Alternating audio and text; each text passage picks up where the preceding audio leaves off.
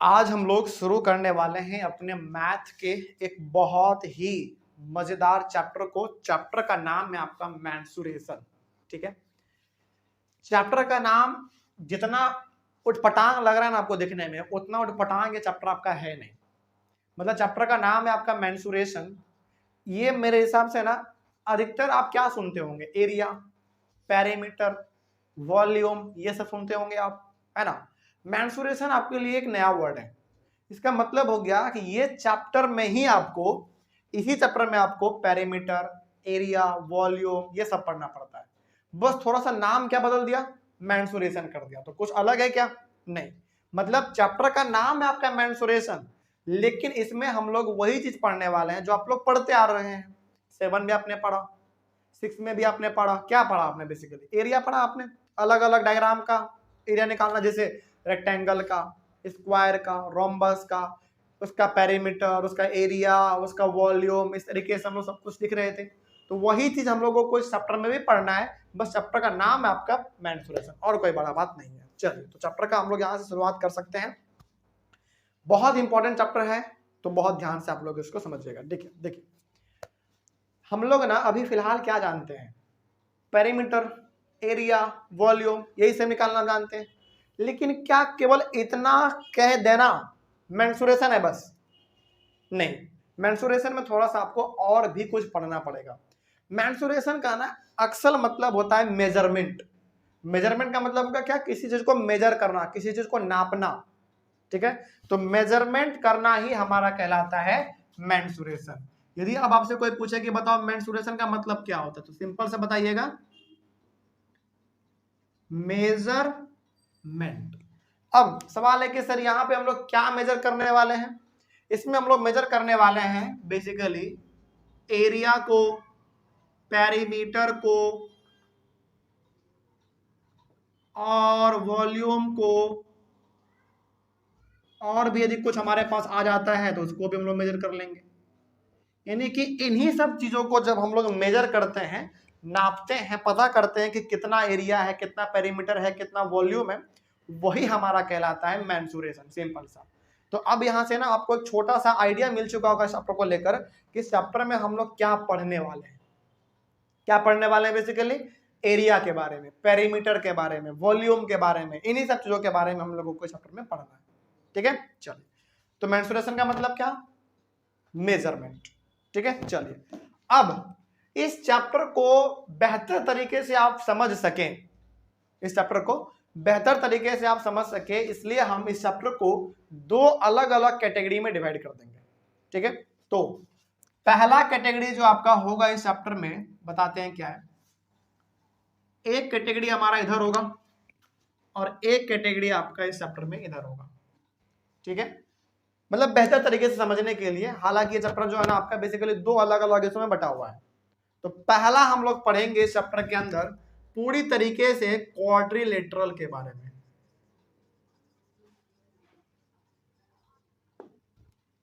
फिर आपके मन में सवाल आया होगा कि सर क्वाड्रिलेटरल के बारे में तो हम लोगों ने एक चैप्टर ही पढ़ लिया है, अंडरस्टैंडिंग क्वाड्रिलेटरल नाम का हमारा चैप्टर था। क्या वही चीज इसमें पढ़ने वाले हैं? बिल्कुल वही चीज पढ़ेंगे, लेकिन थोड़ा सा इसमें अलग भी तो होगा। अंडरस्टैंडिंग क्वाड्रिलेटरल जो आपका चैप्टर था, जो हम लोगों ने पढ़ रखा है, उसमें आपने क्या पढ़ा था? बेसिकली क्वाड्रिलेटरल का एंगल, क्वाड्रिलेटरल के साइड्स, कितने प्रकार के क्वाड्रिलेटरल है, ये सब आपने पढ़ा था। वही चीज हम लोग यहाँ पे भी पढ़ेंगे, लेकिन यहाँ पे क्वाड्रिलेटरल का हम पैरामीटर निकालना सीखेंगे, एरिया निकालना सीखेंगे, वॉल्यूम निकालना सीखेंगे। तो पहला हम लोग इस चैप्टर में पढ़ेंगे क्वाड्रिलेटरल के बारे में, और दूसरा हम लोग इसमें पढ़ेंगे सॉलिड शेप्स के बारे में। सॉलिड शेप बोलो या फिर सॉलिड फिगर बोलो, इन्हीं चीजों के बारे में हम लोग पढ़ने वाले हैं। आप चाहें तो शेप के बदले में फिगर भी लिख सकते हैं, सॉलिड फिगर भी आप लोग लिख सकते हैं। ठीक है, तो ये हमारा बेसिकली दो अलग अलग कैटेगरी हो गया, जिसको हम लोग इस चैप्टर में डीपली डिस्क्राइब करने वाले हैं। पहला क्वाड्रिलेटरल और दूसरा आपका सॉलिड शेप्स या फिर सॉलिड फिगर्स। बस यही दोनों के ऊपर हमारा क्लास चलेगा। ठीक है, अब सवाल है कि सर सॉलिड शेप्स में हम लोग क्या पढ़ेंगे क्लास 8 के अंदर? देखो, सॉलिड शेप्स के अंदर क्लास 8 में आपको मात्र 3 चीज के बारे में पढ़ना है। पहला क्यूब, दूसरा क्यूबॉइड, और तीसरा आपको इसमें पढ़ना है सिलेंडर के बारे में। ठीक है, अब क्यूब का एरिया, पेरीमीटर, वॉल्यूम पता करेंगे, क्यूबॉइड का भी पता करेंगे तीनों चीज, और इसका भी तीनों चीज पता करेंगे, पेरीमीटर, एरिया, वॉल्यूम, सब कुछ इसका हम लोग पता करेंगे। तो सेकेंड वाला जो हमारा पार्ट है सॉलिड शेप्स या फिर सॉलिड फिगर जो भी आप कह लीजिए, इसमें हम लोगों को 3 चीज पढ़ना है, क्यूब, क्यूबॉइड और सिलेंडर के बारे में। ठीक है, ये हम लोगों का टॉपिक तब शुरू होगा वो वाला जब हम लोग इसको कंप्लीटली खत्म कर लेंगे तब। ठीक है, तो चलिए अब हम लोग बात करते हैं आज खास करके क्वाड्रिलेटरल के बारे में, क्योंकि वो तो हमारा बाद में होगा ना, जब हम लोग इसको खत्म कर लेंगे तब। चलिए रेडी आप लोग, बहुत ध्यान से आप समझिएगा क्या है इस चैप्टर में। क्वाड्रिलेटरल का मतलब क्या होता है? वैसा फिगर जिसके पास कितने साइड हो, 4 साइड हो, वही हमारा कहलाता है क्वाड्रिलेटरल। तो कोशिश करेंगे कि बहुत सिंपल सा डेफिनेशन आपके लिए हम यहाँ पे लिख दें। तो figure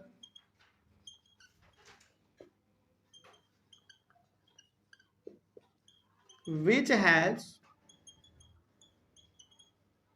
4 sides are known as quadrilateral. Simple. तो जिस भी फिगर के पास 4 साइड होंगे वो फिगर हमारा क्वाड्रिलेटरल कहलाएगा। सिंपल। ठीक है, चलिए अब क्वाड्रिलेटरल में सबसे पहला टाइप जो आपको पढ़ना है वो पढ़ना है पैरेललोग्राम के बारे में।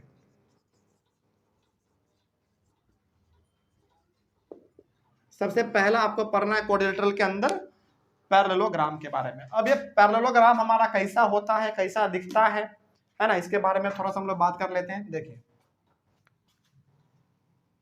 पैरेललोग्राम बनाएंगे भी, इसका क्या खूबी है ये भी आपको हम बताएंगे।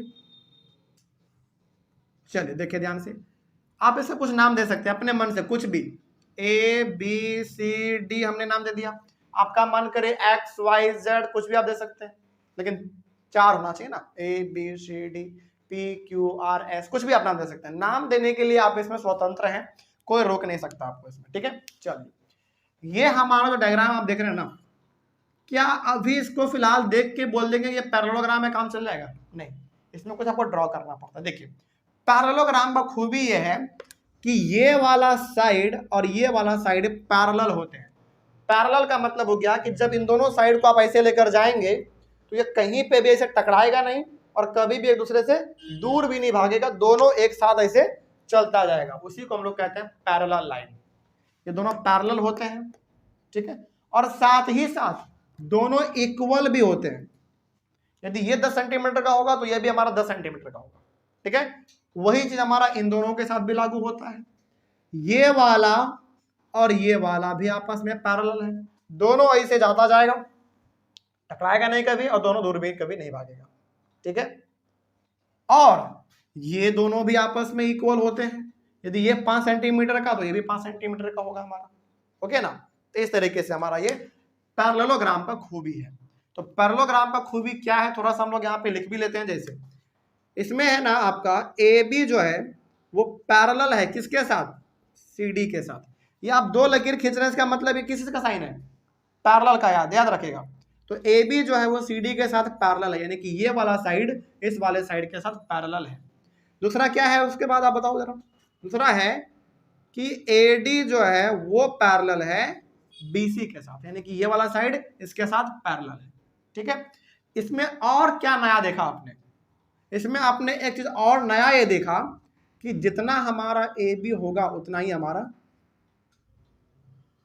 CD होगा, यानी ये दोनों आपस में पैरेलल है, दोनों आपस में इक्वल भी है। उसी प्रकार से जितना आपका AD होगा उतना ही आपका BC होगा, यानी कि ये जितना होगा उतना ही आपका ये होगा। ठीक है, ये आपका हो गया पैरेललोग्राम का खूबी। ठीक है, अब पैरेललोग्राम का 2 चीज आपको और जानना जरूरी है। पहला आपका पेरीमीटर है, जो कि हम नहीं बताएंगे। क्यों नहीं बताएंगे, लॉजिक है उसके पीछे, बताते हैं। इसका एरिया थोड़ा सा पहले लिख लो, पेरीमीटर के पीछे ना लॉजिक है, बताते हैं। इसका एरिया बता सकते हैं कोई? पैरेललोग्राम का एरिया क्या होता है? Yes, base into height. Parallelogram का बेस इंटू हाइट, याद रखिएगा, ठीक है। अब आपके मन में सवाल आया होगा कि सर पैरेललोग्राम के एरिया का फॉर्मूला है बेस इंटू हाइट, ठीक है, बेस तो हम ये मान लेंगे, ये वाला है ना, बेस हम ये वाला मान लेंगे, लेकिन सर इसमें हाइट कहां दिख रहा है? हमको नहीं दिख रहा है तो हाइट बना लेंगे, क्या दिक्कत है? हाइट बनाने के लिए आप क्या कर सकते हो? कुछ नहीं, सिंपल से आप यहां से एक सीधा इसे खींच दो, कहीं भी खींच सकते हैं हम, यहां से भी नीचे खींच सकते हैं, यहां से भी नीचे खींच सकते हैं, बीच से भी नीचे खींच सकते हैं, कहीं से भी आप लकीर नीचे खींच दो, वही उसका हाइट हो जाएगा। कि इसका क्या है? हाइट है, सिंपल।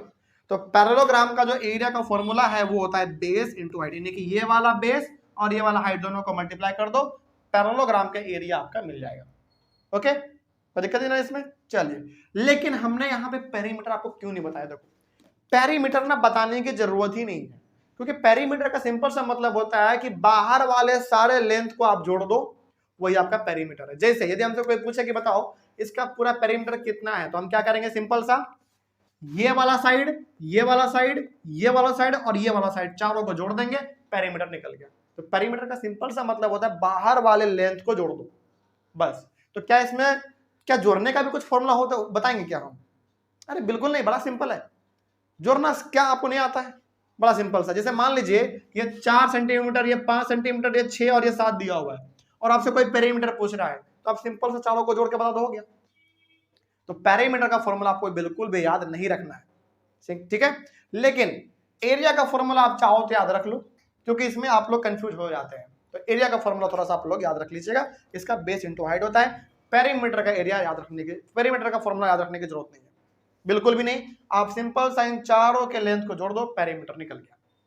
ओके, आगे बढ़ते हैं।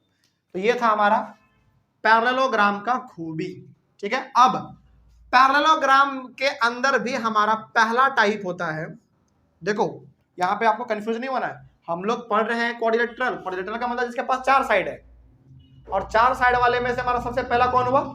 पैरेललोग्राम। अब पैरेललोग्राम भी हमारा अलग अलग टाइप के हैं। तो पहला हमारा इसमें जो है वो है रेक्टेंगल, इसीलिए हमने यहाँ पे इसको 1 दिया है और इसको हमने रोमन नंबर में 1 दिया है, ठीक है। अगला, अब रेक्टेंगल का थोड़ा सा खूबी देखते हैं, इसका क्या खूबी होता है। रेक्टेंगल को आप बहुत बेहतर तरीके से जानते हैं पहले से, क्या है देखिए, कुछ ऐसा होता है ना, कुछ भी नाम दे सकते हैं आप, ए बी सी और डी। अब रेक्टेंगल चूंकि आपने बना दिया, इसका थोड़ा सा बात कर लेते हैं हम लोग। देखिए, इसमें भी ये वाला साइड और ये वाला साइड पैरेलल होते हैं, ठीक है, और दोनों इक्वल भी होते हैं। उसी प्रकार से ये वाला साइड और ये वाला साइड पैरेलल होंगे और दोनों आपस में इक्वल भी होंगे, ठीक है। तो वही चीज हम लोग यहाँ पे थोड़ा सा लिख लेते हैं। क्या लिखोगे आप कि ए बी जो है वो पैरेलल है सी डी के साथ, और ए डी जो है वो पैरेलल है बी सी के साथ, ठीक है। एक चीज आप इसमें और क्या ले सकते हैं, क्योंकि वो पैरेलल है तो पैरेलल के साथ इक्वल भी है, तो यहाँ पे जितना हमारा ए बी होगा उतना ही सी डी होगा, उसी प्रकार से जितना हमारा ए डी होगा उतना ही हमारा बी सी होगा। ओके, आगे बढ़े हम लोग। चलिए, अब इसका एरिया बता सकते हैं आप? इसका तो शायद आप लोगों को ऐसा हो ही नहीं सकता कि नहीं पता हो, इसका बड़ा सिंपल होता है, बताइए। L इंटू बी, यानी कि लेंथ इंटू ब्रेथ, सिंपल। तो L इंटू बी, बस हो गया। क्या इसका भी पेरीमीटर हमको बताने की जरूरत है क्या? बताइए। हालांकि आपको मालूम है क्या होता है, 2 इंटू एल प्लस बी, लेकिन हम नहीं बताएंगे, नहीं लिखने जा रहे हैं। मालूम है क्यों? क्योंकि वो फॉर्मूला का जरूरत ही नहीं है, जरूरत ही नहीं है। आप सिंपल सा इन चारों साइड को जोड़ दो, फॉर्मूला कहाँ है? कहीं पे है फॉर्मूला क्या? सिंपल सा चारों साइड को जोड़ो, निकल गया आपका पेरीमीटर। कितना फॉर्मूला याद रखोगे? मत रखो पेरीमीटर का फॉर्मूला याद, सिंपल सा चारों साइड को जोड़ दो, काम खत्म, ठीक है। तो इसका एरिया का फॉर्मूला हो गया लेंथ इंटू ब्रेथ। अब सवाल है कि सर इसमें लेंथ कौन है और इसमें ब्रेथ कौन है? हमारा ये आपका लेंथ है और ये आपका ब्रेथ है, सिंपल हो जाएगा ना। चलिए, तो ये हमारा बात हो गया रेक्टेंगल के लिए। अब पैरेललोग्राम का पहला टाइप क्या हो गया हमारा, रेक्टेंगल। इसका दूसरा टाइप क्या होगा हमारा, बताइए, स्क्वायर। दूसरा टाइप इसका स्क्वायर होगा। इसका दूसरा टाइप है स्क्वायर। लिख लेते हैं थोड़ा सा इसके बारे में भी। और स्क्वायर के बारे में कौन नहीं जानता, आप लोग हर को जानते हैं। चारों साइड क्या होते हैं उसके, इक्वल होते हैं। तो ये हमारा स्क्वायर है। आपको मानना यहाँ पे ये है कि चारों इक्वल है, चारों साइड इक्वल है। तो ए बी सी और डी, इसका क्या खूबी होता है जरा देख लेते हैं। देखो इसका खूबी है कि ये वाला और ये वाला पैरेलल होते हैं, और ये वाला और ये वाला पैरेलल होते हैं। लेकिन इसका जो साइड है ना, वो चारों इक्वल होते हैं। चारों, जितना ये उतना ही ये, उतना ही ये, और ये उतना ही ये। चारों साइड इसके इक्वल होते हैं, चारों का चारों इक्वल। इसका जो खूबी आपने यहाँ पे देखा उसको लिख लेते हैं थोड़ा सा। क्या लिखोगे आप कि ए बी जो है वो पैरेलल है सी डी के साथ। उसके बाद ए डी जो है वो पैरेलल है बी सी के साथ, यानी कि ये वाला पैरेलल, ये वाला और ये वाला पैरेलल। ठीक है। अब अगला, क्या इसके चारों साइड इक्वल होते हैं? बिल्कुल इक्वल होते हैं।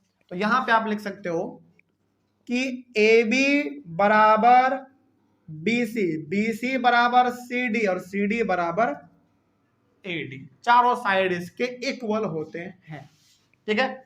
अब इसका एरिया का फॉर्मूला कौन बताएगा? Side into side. और मान लेते हैं कि आपने साइड क्या मान लिया है, ए मान लिया। मान लो कि यहां से यहां आपने ए माना है। ठीक है। तो यहां से यहां भी कितना होगा बताइए, ए होगा। यहां से यहां भी हमारा ए होगा। क्यों? क्योंकि भाई इसका चारों साइड इक्वल होता है। तो जितना ये उतना ही ये, उतना ही ये, उतना ही ये, है ना। तो साइड इंटू साइड, यानी कि किसी भी दो साइड को आप आपस में मल्टीप्लाई कर दो, इसका एरिया निकल जाएगा। तो यहां पे हो गया हमारा ए इंटू ए, यानी कि ए स्क्वायर कर दो, यानी कि किसी भी दो साइड को आपस में मल्टीप्लाई कर दो, इसका एरिया निकल जाएगा। ठीक है। चलिए, क्या इसका पेरीमीटर हमको बताने की जरूरत है क्या? हालांकि आपको मालूम है इसका पेरीमीटर का फॉर्मूला क्या होता है। क्या होता है? 4 इंटू साइड। मत याद करो, छोड़ दो। क्या करना आप, सिंपल सा चारों साइड को आपस में जोड़ देना, बात खत्म। पेरीमीटर इतना ही आसान होता है। ठीक है। चलिए, तो ये हमारा बात हो गया स्क्वायर के बारे में। स्क्वायर के बाद हमारा इसमें थर्ड नंबर पे आता है, क्या आना चाहिए आपके अनुसार? Rhombus. Rhombus, RHOMBUS, rhombus. Rhombus भी सेम टू सेम बिहेव करता है किसके जैसा? स्क्वायर के जैसा, एकदम सेम टू सेम। लेकिन इसका थोड़ा सा डायग्राम ना तिरछा बनता है, लेकिन चारों साइड इक्वल होंगे। इसका डायग्राम थोड़ा सा इसे तिरछा बनता है, थोड़ा सा तिरछा, लेकिन इसके चारों साइड भी आपस में इक्वल होते हैं। इसका नाम ए बी सी डी, नाम तो आप कुछ भी दे सकते हैं, उसके लिए कोई रोक टोक नहीं। ठीक है। चलिए, इसका भी खूबी देख लेते हैं थोड़ा सा। इसका खूबी है कि ये वाला और ये वाला पैरेलल होंगे, ये वाला और ये वाला पैरेलल होंगे, लेकिन साइड चारों इक्वल होंगे। ये भी, ये भी, ये भी और ये भी, सभी इक्वल होंगे। ठीक है। आगे बढ़ते हैं। फिर इसमें कुछ बातें जो आपने यहां पे किया उसको लिख लीजिए थोड़ा सा। जैसे ए बी पैरेलल है सी डी के साथ, और ए डी पैरेलल है बी सी के साथ, बी सी के साथ। लेकिन साइड तो इसमें चारों इक्वल होते हैं, वो भी लिख लीजिए। तो यहां पे हमारा जितना ए बी होगा उतना ही बी सी, उतना ही सी डी, और उतना ही ए डी। ठीक है। लेकिन इसका ना कुछ खूबी है, थोड़ा सा आप वो भी लिख लीजिए। जैसे इसका एक और खूबी क्या है, इसका जो डायगोनल होता है ना, यहां से यहां वाला और यहां से यहां वाला, दोनों एक दूसरे को बाइसेक्ट करते हैं। देखो, बाइसेक्ट का मतलब होता है टू इक्वल पार्ट में डिवाइड कर देना। ठीक है। मतलब ये हो गया कि जब ये वाला डायगोनल और ये वाला डायगोनल दोनों आपस में टकराते हैं, तो जितना हमारा ये होता है उतना ही ये हो जाता है। यदि हमारा पूरा 10 सेंटीमीटर का था तो ये 5 हो जाएगा पूरा, और ये भी हमारा पूरा 5 हो जाएगा। उसी प्रकार से जितना ये होगा उतना ही ये। मान लीजिए टोटल हमारा 20 सेंटीमीटर का था, तो ये हमारा कितना हो जाएगा? 10, और ये भी 10। ठीक है। तो इसके जो डायगोनल है आपस में क्या करते हैं? बाइसेक्ट करते हैं, यानी कि टू इक्वल पार्ट में डिवाइड हो जाते हैं। ये पूरा हमारा बराबर हिस्सों में डिवाइड हो जाएगा। उसी प्रकार से ये पूरा हमारा बराबर हिस्सों में डिवाइड हो जाएगा। और सबसे बड़ी बात, जो दोनों पे कट कर रहा है ना, वो कहाँ पे करता है मालूम है? 90 डिग्री पे। यानी कि यहाँ पे एंगल कितने का बनता है? 90 का। यहाँ पे भी, यहाँ पे भी, यहाँ पे भी और यहाँ पे भी 90 डिग्री का एंगल बनता है। तो यहाँ पे एक पॉइंट आप और ऐड कर दीजिएगा कि diagonals of rhombus bisect each other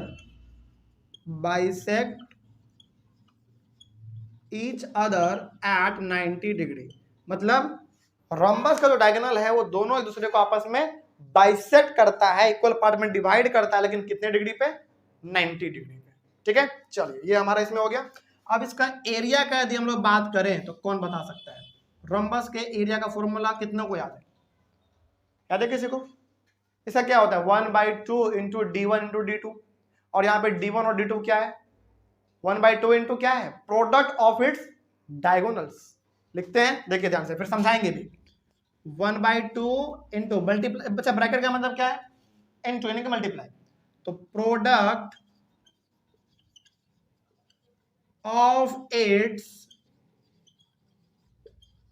diagonals, ये इसका फॉर्मूला होता है। इसका मतलब क्या हुआ, थोड़ा सा आपको यहाँ पे ये भी बता देते हैं। प्रोडक्ट का मतलब क्या होता है? Multiply. Product of its diagonal का मतलब हो गया कि इन दोनों डायगोनल को आप क्या कर दो? आपस में मल्टीप्लाई कर दो, और मल्टीप्लाई करने के बाद फिर से मल्टीप्लाई करो, किसके साथ? 1/2 के साथ।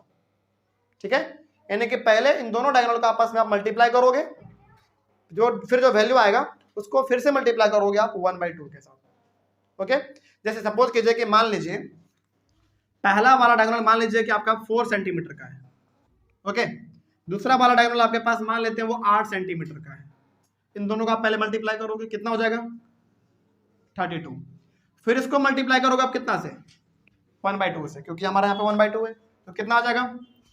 16 सेंटीमीटर स्क्वायर, क्योंकि एरिया हमेशा किस में आता है? स्क्वायर यूनिट में। कोई दिक्कत नहीं ना इसमें। चल आगे बढ़ते हैं फिर। तो ये बात आपको समझ में आ गया कि रोम्बस का जो एरिया होता है वो होता है 1/2 into product of its diagonals. इसका मतलब हो गया कि दोनों डायगोनल का आपस में मल्टीप्लाई कर दो, मल्टीप्लाई करने के बाद फिर दोबारा मल्टीप्लाई करो 1/2 के साथ, बस सिंपल। ये हो गया इसका एरिया का फॉर्मूला।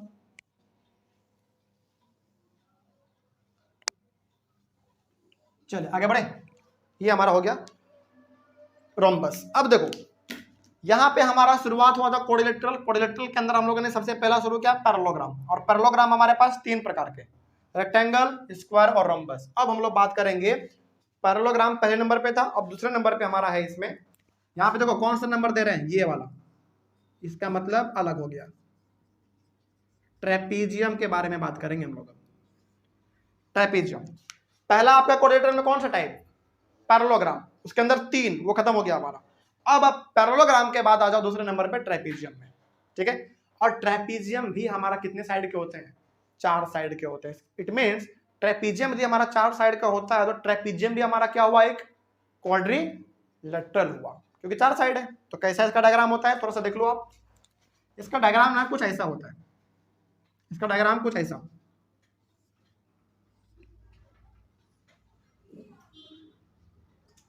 ABCD, ये हमारा ट्रेपीजियम है।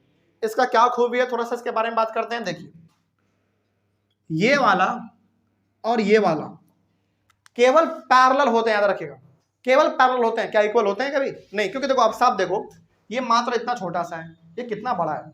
ये दोनों केवल पैरेलल होंगे, यानी कि सीधा जाएगा, कभी भी आपस में टकराएगा नहीं, दूर नहीं भागेगा कभी। केवल पैरेलल होते हैं लेकिन इक्वल नहीं होते हैं। ठीक है, और ये दोनों पैरेलल नहीं होते हैं, क्योंकि आप इन दोनों को आगे लेकर जाएंगे तो दोनों आपस में टकरा जाएगा। तो यहाँ पे हम क्या लिख सकते हैं? देखिए यहाँ पे हम इसके लिए लिख सकते हैं कि AB जो है पैरेलल है CD के साथ। ठीक है, अच्छा यदि AB CD के साथ पैरेलल, हम लोग क्या कह सकते हैं कि AB and CD are parallel sides, क्योंकि दोनों पैरेलल वाले होते हैं। तो यहाँ पे हम लोग लिख सकते हैं कि AB and CD are parallel sides, यानी कि AB और CD हमारा पैरेलल वाले साइड होते हैं, लेकिन क्या एडी और बीसी भी पैरेलल वाले हैं? नहीं, वो हमारा नॉन पैरेलल है, यानी कि जो पैरेलल ना हो उसको हम लोग क्या कह देंगे? Non parallel. तो यहां पे लिख देंगे AD and BC are non parallel, non parallel sides, क्योंकि ये दोनों हमारे पैरेलल नहीं होते हैं। सिंपल। तो ये हमारा हो गया ट्रेपीजियम का खूबी। ठीक है, अब एक बात और, क्योंकि ये दोनों हमारा पैरेलल होते हैं लेकिन इक्वल नहीं होते हैं। ठीक है, याद रखिएगा इस बात को। ये दोनों हमारा पैरेलल तो नहीं है लेकिन दोनों आपस में इक्वल होते हैं, उसको हम लोग पढ़ेंगे अपना ट्रेपीजियम के पहले वाले टाइप में, जिसको हम लोग कहते हैं आइसोसेलेस ट्रेपीजियम। क्या कहते हैं इसको? Isosceles, ISOSCELES, isosceles trapezium.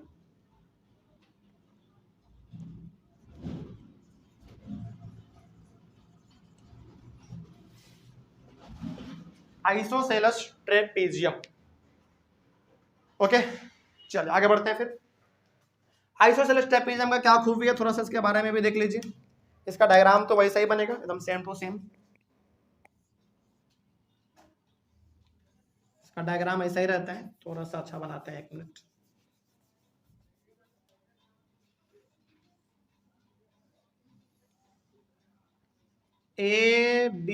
ABCD, अभी तुरंत आपने ऊपर में पढ़ा था कि ये दोनों हमारा कैसे होते हैं? पैरेलल साइड होते हैं। ठीक है, और ये दोनों हमारे पैरेलल वाले नहीं होते हैं, लेकिन ये दोनों इक्वल होते हैं। देखो, ये दोनों ना पैरेलल है लेकिन इक्वल नहीं है, लेकिन ये दोनों पैरेलल नहीं है लेकिन इक्वल है, और इसी को हम लोग कहते हैं आइसोसेलेस ट्रेपीजियम। अच्छा, आपने ना आइसोसेलेस ट्रायंगल पढ़ा होगा। आइसोसेलेस ट्रायंगल का मतलब क्या होता है? कोई भी दो अपोजिट साइड इक्वल होते हैं ना। जैसे मान लीजिए यदि हम यहाँ पे एक ट्रायंगल बनाते हैं, सपोज करो, और हम कह रहे हैं कि हमारा आइसोसेलेस ट्रायंगल, इसका मतलब है इसमें से कोई भी दो साइड क्या होगा? इक्वल। तो मान लेते हैं कि ये दोनों हमारा क्या है? इक्वल है। उसी प्रकार का तो उसमें भी हमको दिख रहा है। आइसोसेलेस का मतलब ही हो जाता है आमने सामने वाला। तो ये इसके सामने ये है, इसके सामने ये है, तो ये दोनों आपस में इक्वल होते हैं, लेकिन क्या दोनों पैरेलल है? नहीं। इस बात को आप याद रखिएगा। तो इसमें भी कुछ बातें हैं, थोड़ा सा लिख लेते हैं। इसमें आप लिखोगे कि AB जो है वो पैरेलल होता है CD के साथ, जो कि आपने यहां पे भी लिख रखा है। AB CD के साथ पैरेलल है लेकिन इक्वल नहीं है, तो हम लोग यहाँ पे स्टेटमेंट में भी लिख दिया है। लेकिन AD जो बराबर होता है BC के, ये दोनों पैरेलल है लेकिन इक्वल नहीं है। इसका उल्टा क्या है? ये दोनों पैरेलल नहीं है लेकिन दोनों इक्वल है, और यही हमारा कहलाता है आइसोसेलेस ट्रेपीजियम। ओके, चलिए अब आइसोसेलेस ट्रेपीजियम आप बोलो या फिर सिंपल सा ट्रेपीजियम बोलो, दोनों का एरिया का जो फॉर्मूला है वो सेम होता है। क्या होता है सेम? देखते हैं, यहां पे लिख देते हैं। ठीक है, इसका एरिया होता है 1/2 into sum of its parallel sides into height. याद है किसी को? नहीं आता? 1/2 into sum of parallel sides into height के लिए केवल h लिख देते हैं, काम चल जाएगा। चलिए एक बार देख लो तो अमृत, क्या यहां तक कैमरे में दिख रहा है? लास्ट h तक।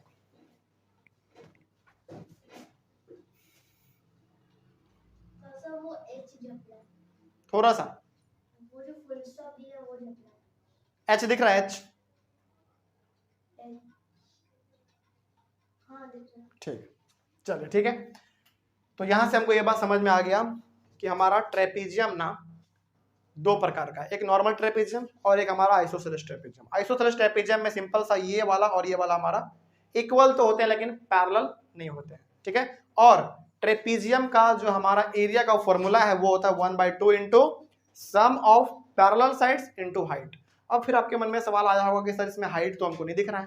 कोई बात नहीं, आप ड्रॉ कर लो। यहां से यहां आप क्या कर सकते हैं? खींच दो, हाइट हो गया, सिंपल। और यही आपका क्या है? h मतलब हाइट। ठीक है, कोई दिक्कत इसमें? चले, यहां पे हमारा ये चीज कंप्लीट हुआ। अब थोड़ा सा और इसमें कुछ नया बात समझिए आप। देखो, इसमें ना आपने आज क्वाड्रिलेटरल के दो अलग अलग टाइप के बारे में पढ़ा।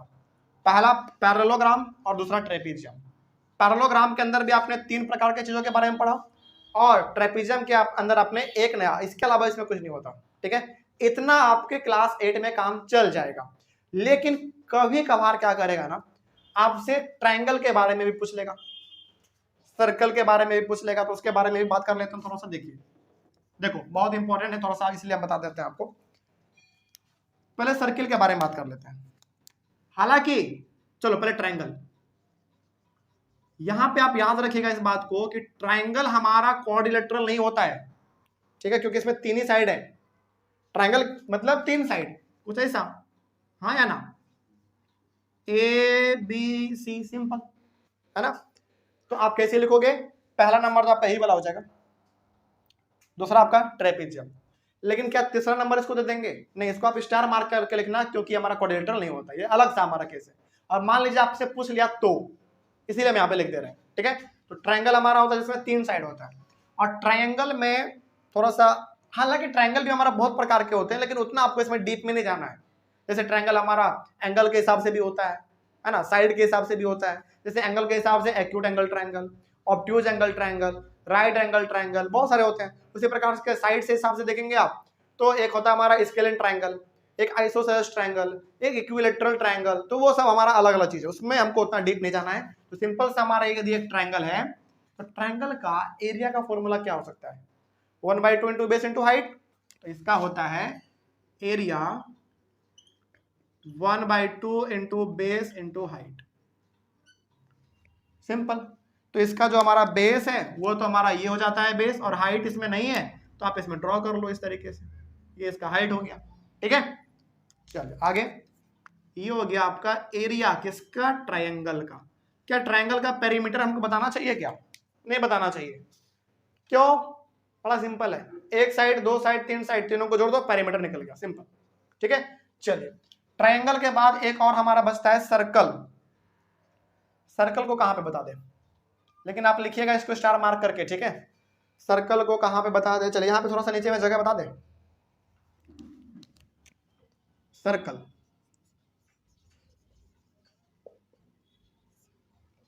और सर्कल हमारा ये है, ये हमारा क्या होता है उसका सेंटर, जिसको हम लोग ओ से डिनोट करते हैं। और यहां से यहां क्या होता है इसका रेडियस, ये क्या होता है रेडियस, ठीक है।